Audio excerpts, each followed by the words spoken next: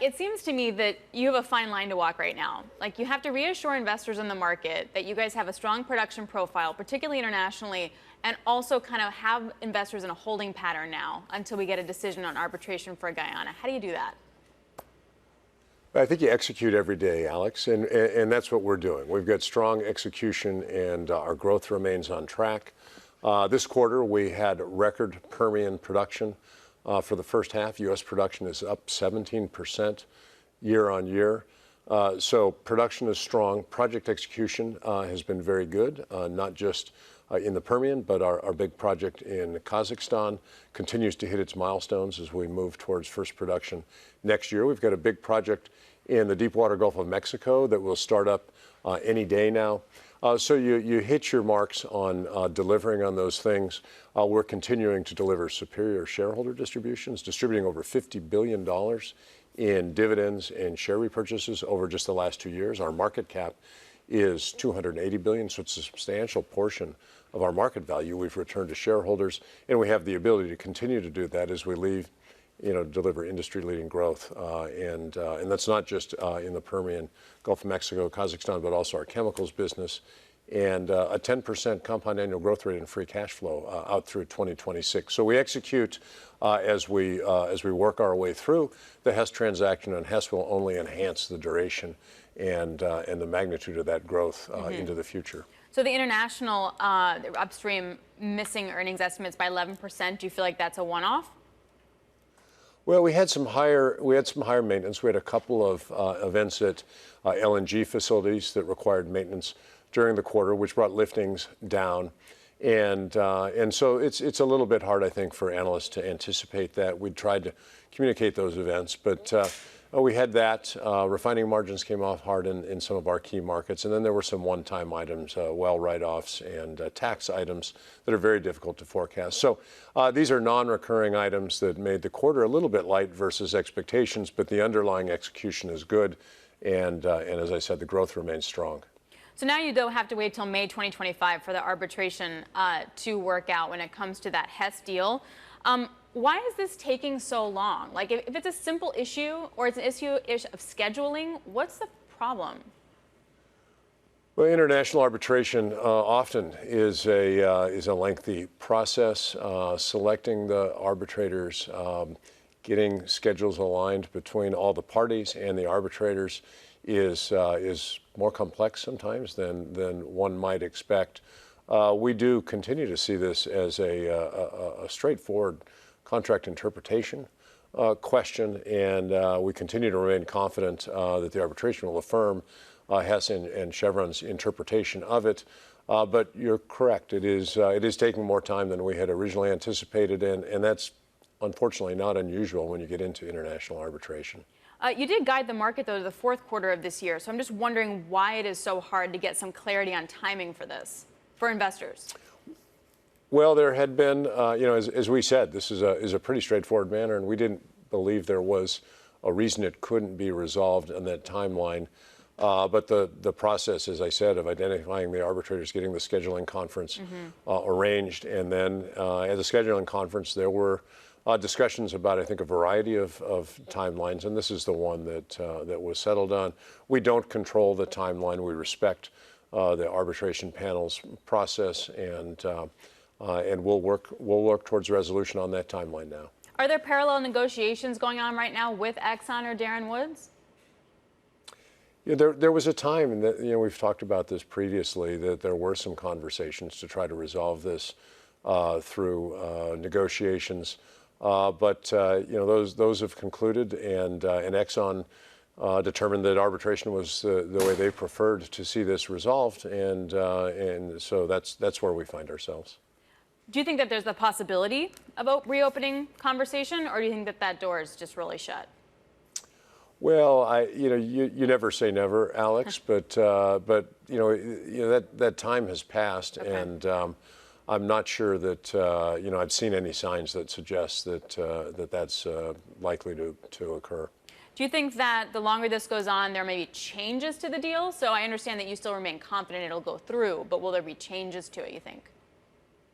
No, the deal structure is agreed, and that's negotiated up front, and it's a comprehensive agreement that anticipates all types of eventualities. So the deal structure remains intact, and I don't think that the deal itself is likely to change as a result of this. When does Guyana need to come into all of this in terms of the government signing off? Are we far from that at this point? Well, I can't speak on behalf of the government of Guyana, they've previously publicly expressed support for the transaction and a desire to see the three-party structure of this agreement continue. But beyond that, I really can't say anything on behalf of the government there. Moving to some of the intricacies of the quarter, you mentioned it, that record production for Chevron in the Permian, which kind of leads me to you guys moving your headquarters to Texas. Is part of that needing to be closer to sort of the core business of operations right now? Well, it's really to be closer to the core, epicenter of our industry. Houston is the energy capital of the world. We have key partners that are there, suppliers, vendors, the universities that we do a lot of research with and recruiting from are there. And so it's a natural place for companies in our industry to have their home office and headquarters. And in fact, over the last many years, we've seen our Houston-based employee population go up and our California-based employee population come down. And this is really concluding a process that has been underway. We know how to work around the world in kind of a virtual environment, but there's no substitute for being face-to-face with people in terms of collaboration, innovation, mentoring and development, external relations and engagement. And Houston really is the place for our company to be for all of those reasons.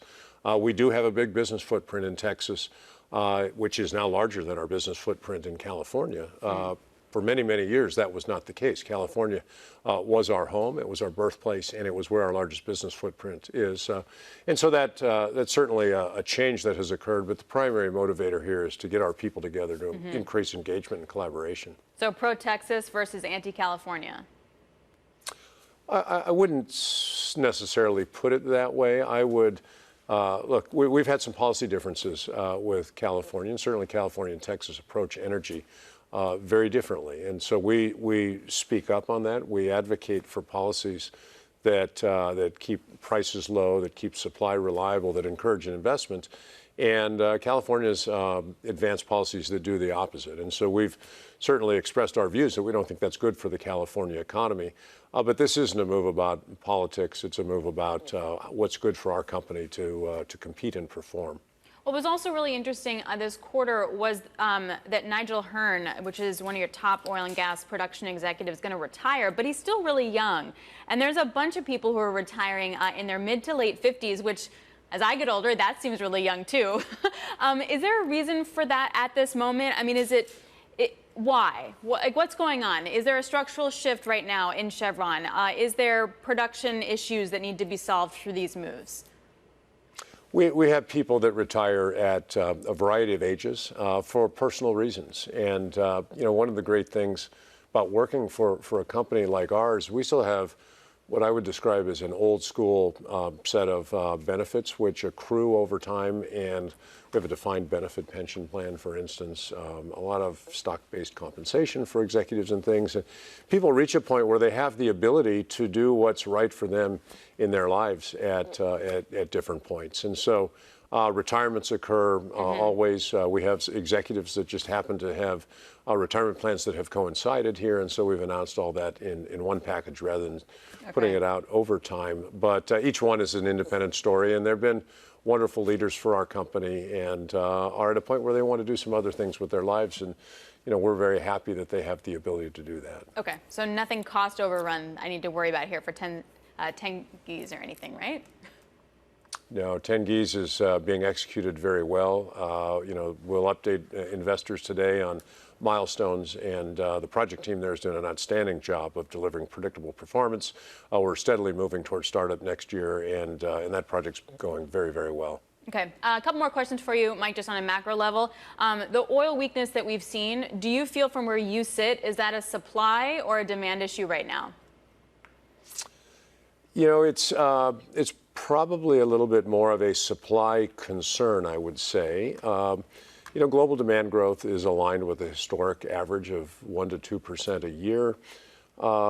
Not as fast as we saw coming out of COVID, but then during COVID, demand had really been suppressed by all the actions that were taken in response to the pandemic. So we're back to more normal demand growth. Supply, you have OPEC Plus with a fair amount of production offline, and we're seeing production growth in some of the non-OPEC regions of the world. And so it's a market that I think has the prospect of being very well supplied. It's pretty balanced right now. And I think people are balancing the prospect of some of that OPEC supply coming back into the market. Obviously, there are geopolitical tensions in different parts of the world that can put supply at risk. So it's a little tough for the market to weigh all of that. But at a fundamental level, I think the supply side is strong enough that people are keeping a close eye on that. We just got some pretty weak jobs data out. I know you hadn't had a chance to look at it, but here in the market, it feels like bad news is finally bad news. From where you sit, how is the U.S. economy right now? I would say the U.S. economy has been, resilient through, the increase in rates, and we've seen inflation finally now coming off. Unemployment has stayed relatively low. It's inched up a little bit here in recent times, but by historic standards, still, a strong job market out there. I haven't seen today's jobs report, but I would say the U.S. economy to us still feels like it's moving along, and the prospects of a recession, which a year and a half ago people were very concerned about, have diminished. We'll certainly still see a business cycle. There's no doubt, but we don't see any warning signs that are alarming in U.S. economic data right now. All right, my last question for you. Jamie Dimon wrote an op-ed today, and part of it he was talking about the private sector needing a seat at the table, a cabinet position. What do you think about that? And along the same lines, what are your conversations like with the Trump camp, the Harris camp, and the White House camp right now? I haven't seen Jamie's op-ed piece, but I would agree with him that I think administrations function well when they have people that represent all sectors of our country, and that includes the business sector that are at the table.